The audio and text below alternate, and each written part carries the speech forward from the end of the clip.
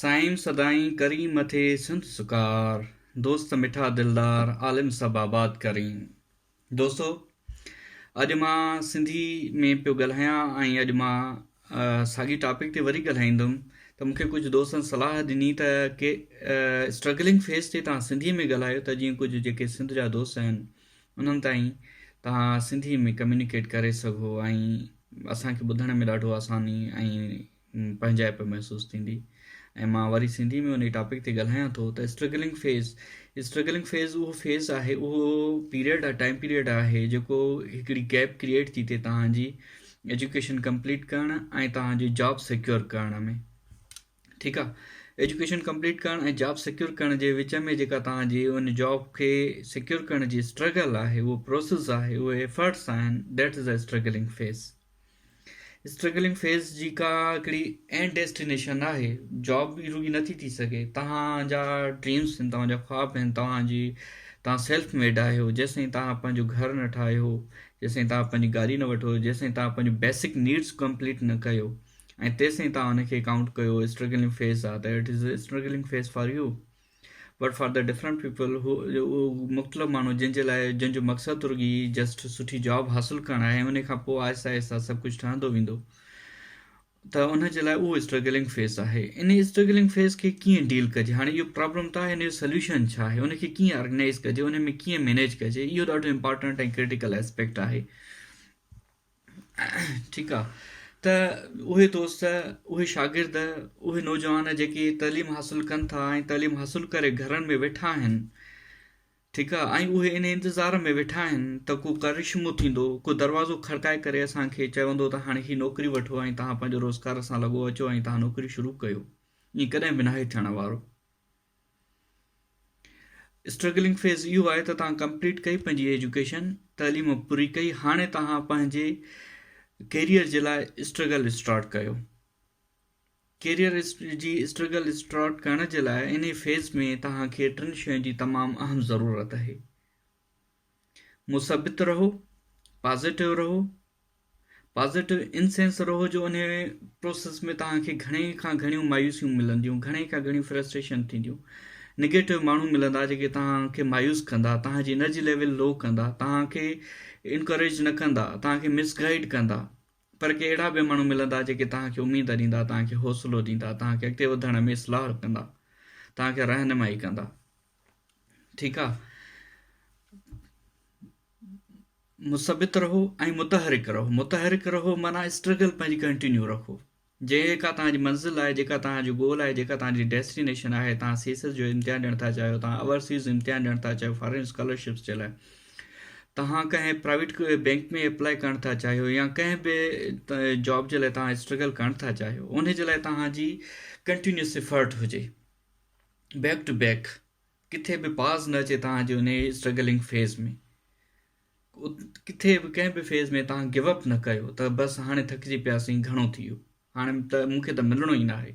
ईअं थी नथो सघे। तव्हांजे नसीब में बि लिखियलु आहे, तव्हांखे मिली रहंदो, बसि तव्हां रुॻी महिनत कयो, पंहिंजी स्ट्रगल जारी रखो। मुसबित रहो, मुतहरिक रहो ऐं साबरीन रहो, सब्र कयो। इहो सब्र जो फेज़ हूंदो आहे, छो जो इन में घणियूं तकलीफ़ूं तव्हांखे ॾिसणियूं पवंदियूं ऐं जेको कुझु जंहिं मरहलनि मां तव्हां गुज़रो था फ़क़ति तव्हां ई ॼाणियो था।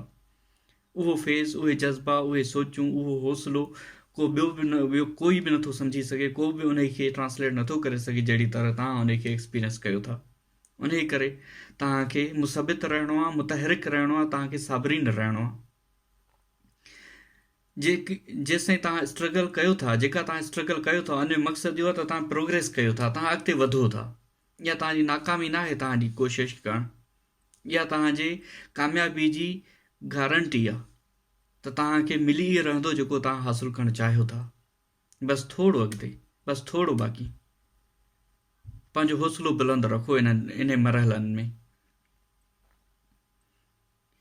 इन जे लाइ सभ खां पहिरियों लाज़मी इहो आहे त तव्हां पंहिंजे तइलीम दौरान, डिग्री प्रोग्राम दौरान जेके बि सब्जेक्ट्स तव्हां पढ़िया आहिनि उन्हनि खे तव्हां रिपीट कयो, पहिरें साल खां वठी आख़िरी साल ताईं।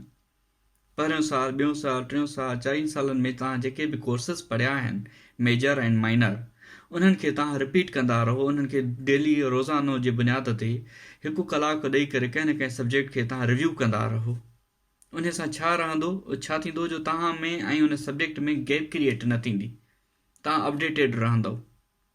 ऐं तव्हांजे सब्जेक्ट सां रिलेटेड को बि चटाभेटी जो इम्तिहान थी वियो, चटाभेटी जो इम्तिहान में तव्हां वेहो था त तव्हांखे उहा ॼाण हूंदी त वाक़ई इहे सब्जेक्ट मूं पढ़िया आहिनि ऐं तव्हां उन इम्तिहान में सुठे तरह सां परफॉर्म करे था सघो।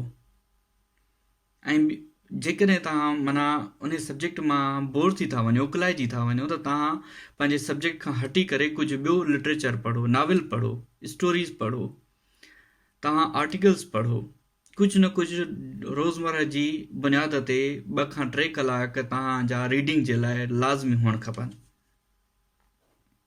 जीअं रोज़ तव्हां 3 दफ़ा ॾींहं में मानी खाईंदा हो, पाणी पीअंदा हो, बुख लॻंदी आहे, उन लॻंदी आहे, मानी न खाईंदासीं त असांखे बुख महसूसु थींदी, उन पाणी न पीअंदासीं त उन महसूसु थींदी, पर असां जेकॾहिं पढ़ंदासीं न त असांखे उहा शइ कॾहिं महसूसु थींदी, उहा शइ तॾहिं महसूसु थींदी असां जेकॾहिं न पढ़ंदासीं ऐं कंहिं इम्तिहान में वञी विहूं था, कंहिं चटाभेटी जे इम्तिहान में विहूं था, CSS जो इम्तिहान आहे, PCS जो इम्तिहान आहे, NTS जो इम्तिहान आहे, कंहिं बैंक जो इम्तिहान आहे, ऐं उते वेही करे असां हिकिड़ो सुवाल साम्हूं अचनि था ऐं उनजो जवाबु असांखे नथो अचे, असांखे उते उहा बुख महसूसु थी थिए त यार जेकॾहिं मां इहो सुवालु पढ़ी वठां, जेकॾहिं मां इन सब्जेक्ट खे ॾिसी वठां, त जेकॾहिं तव्हां तयारी हूंदी ऐं तव्हां उन सब्जेक्ट्स खे गिरफ़्त हासिलु कंदो त उहा शइ तव्हांखे उन वक़्त में कमु ईंदी। तव्हांजी पढ़ियल शइ, तव्हांजो इल्मु तव्हांखे कॾहिं बि पोइते न छॾींदो, ज़िंदगीअ कंहिं न कंहिं मोड़ ते, कंहिं न कंहिं स्ट्रगल में तव्हांखे कमु ज़रूरु ईंदो। उन जी करे इहा रसी तव्हांखे छॾणी न आहे। रोज़मर्रा जे बुनियाद ते तव्हां रीडिंग जारी रखो। मिसाल तौर ते जेकॾहिं तव्हां MBA करे आया हो, BBA करे आया हो, MBA ऐं BBA दौरान तव्हां जेके बि मेजर ऐं माइनर सब्जेक्ट पढ़ी आया हो, उन सब्जेक्टनि खे तव्हां टच में रखो ऐं उन सां गॾु पंहिंजे सब्जेक्ट खां हटी करे थोरो जनरल इशूज़ ते बि ॾिसो त हींअर पाकिस्तान में, दुनिया में छा थो थिए पियो, कहिड़ा कहिड़ा इशूज़ आहिनि, मेजर इशूज़। उन खां अलावा जेके नौकरियुनि जो एडवर्टाइज़मेंट अचनि थियूं, जेके स्कॉलरशिप जो एडवर्टाइज़मेंट अचनि थियूं, उन्हनि जे लाइ पंहिंजा कागज़ कहिड़ा तयारु रखणा आहिनि, पंहिंजा सभु कागज़ ठाहे करे ऐं फ़ोटो स्टेट्स कराए तव्हां उहे रखो अप्लाई करण जे लाइ, ऐं उन्हनि खे फॉलो कयो, उनखे अप्लाई कयो प्रॉपर तरीक़े सां। उन में कंहिं बि क़िस्म जी तव्हांखे रहनुमाई जी ज़रूरत पवे त उन ई फील्ड जो जेको बि सीनियर हुजे तव्हांजे सर्किल में, इर्द गिर्द में, को टीचर, यूनिवर्सिटी जो टीचर हुजे, को दोस्त हुजे, को कामयाबु तरीन मां शख़्स हुजे जेको उन में अॻिते वधी चुको हुजे, उन खां रहनुमाई वठो। उहो जेकॾहिं टाइम नथो ॾेई सघे त कंहिं ॿिए खां रहनुमाई वठो। ॿिए खां रहनुमाई नथा वठी सघो, टेक्नोलॉजी जो दौरु लॻो पियो आहे, हर कंहिंजे हथ में मोबाइल आहे, गूगल आहे, सिंगल क्लिक ते ओवरलोडेड इंफॉर्मेशन पई आहे। गूगल कयो ऐं सर्च कयो, वेही स्टडी कयो। जेकॾहिं तव्हां कंहिंजो ॼाण हासिलु करण में बि तव्हां कंहिंजा मुहताज नथा थियणु चाहियो त मोबाइल टेक्नोलॉजी तव्हांजे हथ में आहे, तव्हां दुनिया जी हर इंफॉर्मेशन तव्हां एक्सेस करे था सघो ऐं वेही करे तव्हां स्टडी कयो ऐं मुतालो कयो, पंहिंजो पाण खे अपडेट रखो।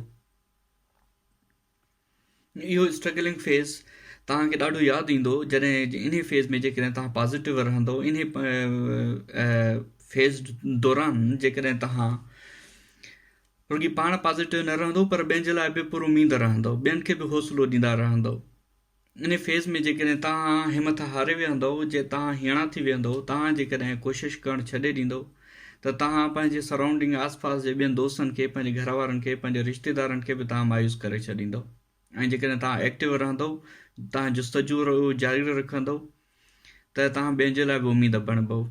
ऐं सुभाणे खां पोइ जॾहिं तव्हां इन स्ट्रगल, इन फेज़ मां निकिरी करे तव्हां कामयाबु शख़्स थी करे तव्हां पंहिंजी मंज़िल ते पुॼंदव त तव्हां घणनि जी उमीद, घणनि जो सहारो, घणनि जो आसरो बणिजी वेंदव। इन करे तव्हांखे ख़बर न आहे त तव्हां कंहिं जी उमीद आहियो। तव्हां इहो सोचे करे पंहिंजो हौसलो बुलंद रखो त तव्हां घणनि जी उमीद आहियो, तव्हां घणनि जी लाइट आहियो, घणेई तव्हांखे ॾिसी करे अॻिते वधंदा।